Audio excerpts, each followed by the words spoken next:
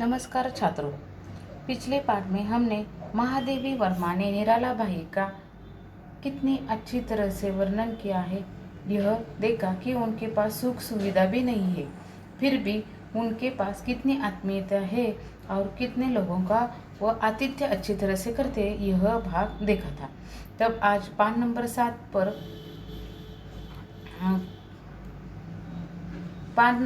पर हम वही से शुरुआत करते हैं।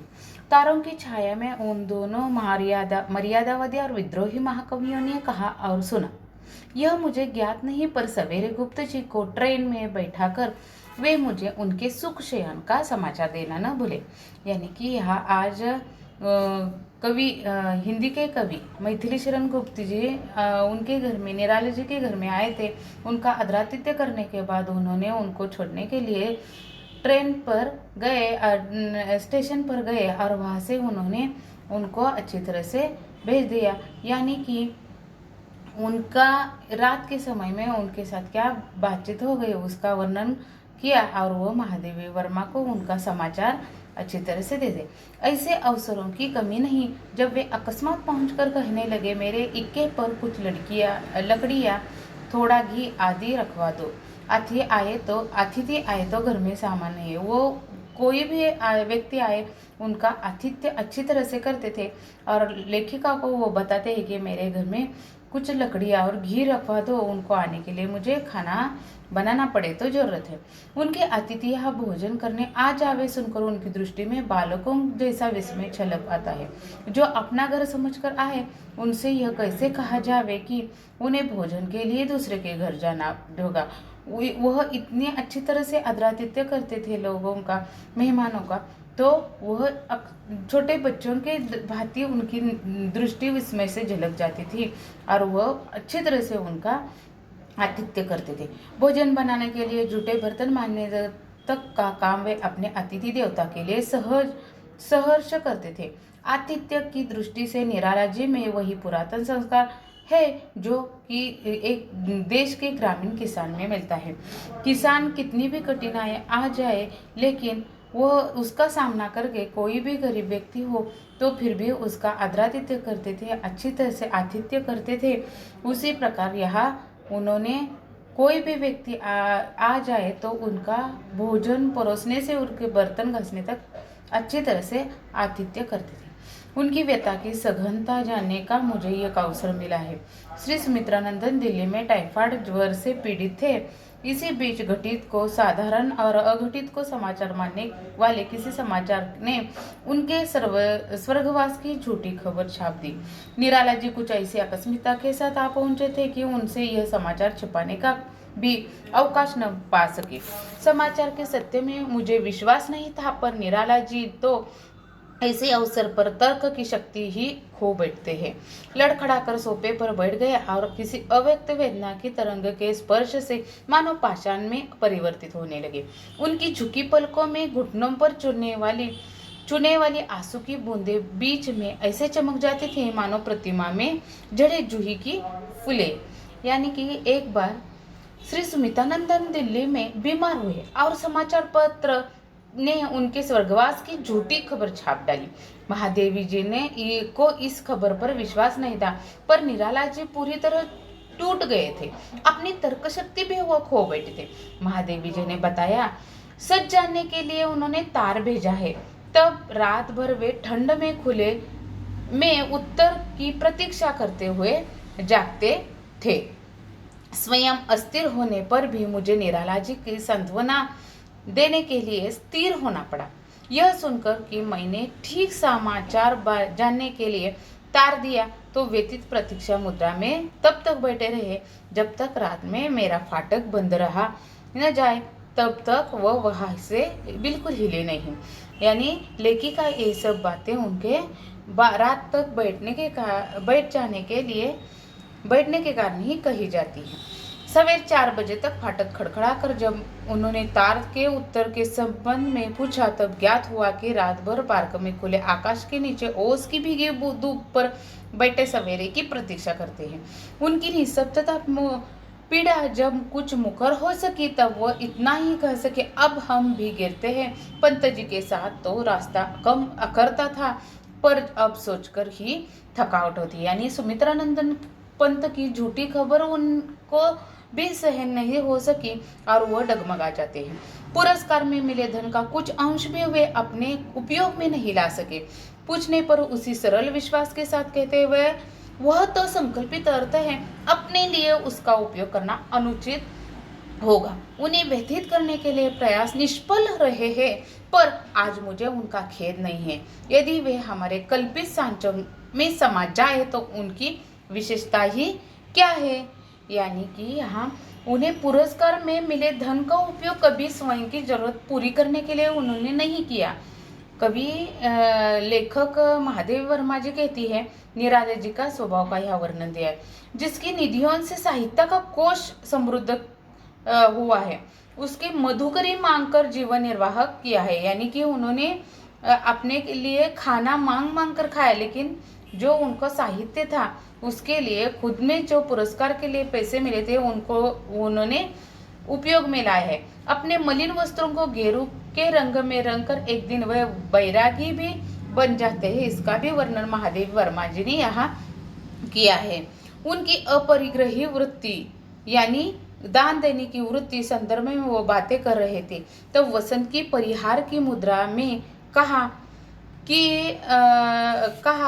तो उत्तर आया, मधुकरी तो अब भी खाते हैं, जिसकी निधियों का साहित्य कोश समृद्ध है। मधुकरी यानी भोजन की भिक्षा। उनकी मधुकरी मांगकर जीवन निर्वाह किया है। इस कटु सत्य पर आने वाले युग विश्वास कर सकेंगे, यह कहना कठिन है। यानी कि उन्होंने जो कार्य किया था वह कार्य उनके लिए बहुत महत्वपूर्ण था और उन्होंने बहुत कष्ट सहन करके लोगों को अच्छा ही उन्होंने दिखाई दी है और लोगों के लिए काम किया, लेकिन खुद अपने लिए कुछ भी वह उपयोग में कोई भी वस्तु नहीं लाते थे। इसका यहाँ वर्णन दिया है। गेरू के दोनों मलिन अधवस्त्रों और उत्तरीय कब रंग डाले गए इनका मुझे पता नहीं। एकादशी के सवेरे हवन आदि कर निकले तो गौरी परिधान कर चुके थे। अंगोछे के अभाव, वस्त्रों के रंग के अधिकता कारण उनके मुख हाथ आदि ही आए थे। और वो कवि महादेवी वर्मा लेखिका कहती है कि अब निराला जी इतने लोगों के लिए काम करने के लिए व्याप्त है, वो खुद के लिए कपड़े भी नहीं खरीदते थे। वो गेरू रंग के, गेरू यानी भूरे रंग के जो कपड़े थे वो क्या करते थे, खुद के लिए लेते थे, क्योंकि वह कपड़े धोने के लिए यानी मैले दिखे ही नहीं, इसी कारण वह उसी प्रकार के कपड़ों का ही उपयोग करते थे। वह हंसकर ऐसे बोलते। यानी यहाँ से उनको महादेवी वर्मा बताते कि निराला जी का जीवन कैसा है, बहुत सीधा साधा है।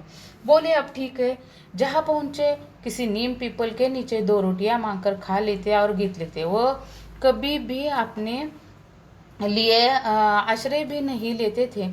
इसी व्यथा नवीन परिच्छेद का उपसंहार कहा और कैसे होगा, यह सोचते सोचते मैंने उत्तर दिया, अपने संन्यास से मुझे तो इतना ही लाभ हुआ कि साबुन के कुछ पैसे बचेंगे। यानी वह गेरुओं के वस्त्र तो मैले नहीं देखेंगे, यह हानि यही है। न जाने कहाँ छप्पर डलवाना पड़ेंगे, क्योंकि धूप और वर्षा से पूर्णतया रक्षा करने वाले नीम और पीपल कम है। मन में प्रश्न उठता है, क्या इस देश में सरस्वती और अपने बैरागी पुत्रों की परंपरा अक्षुण्ण रखना चाहती है? क्या इस पद पर पहले पग रखने के लिए शक्ति उसके निराला जी के मन में पाई है?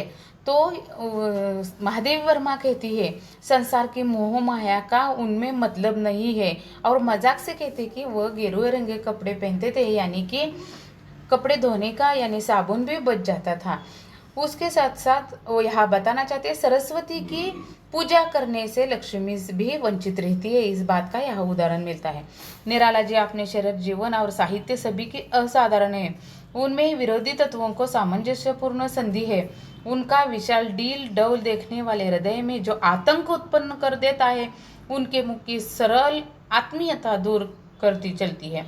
सत्य का मार्ग सरल है, तर्क और संदेह की चक्करदार राह से उस तक पहुंचा नहीं जा सकते। इसी से जीवन की सत्य दृष्टाओं को हम बालकों जैसा सरल विश्वासी पाते हैं। निराला जी भी इसी परिवार के सदस्य हैं। महादेवी वर्मा निराला जी का वर्णन करते हुए यह बताते, निराला जी के विचारों को समझना आसान नहीं, मुश्किल भी नहीं है, मुश्किल तो है ही, नामुमकिन भी है। वो बहुत ही सरल व्यक्ति थे, इस बात का यहाँ प्रत्यंतर मिलता है। किसी अन्याय के प्रतिकार के लिए उनका हाथ लेखनी से पहले उठ सकता है और लेखनी के हाथ से अधिक कठोर प्रहार कर सकती है।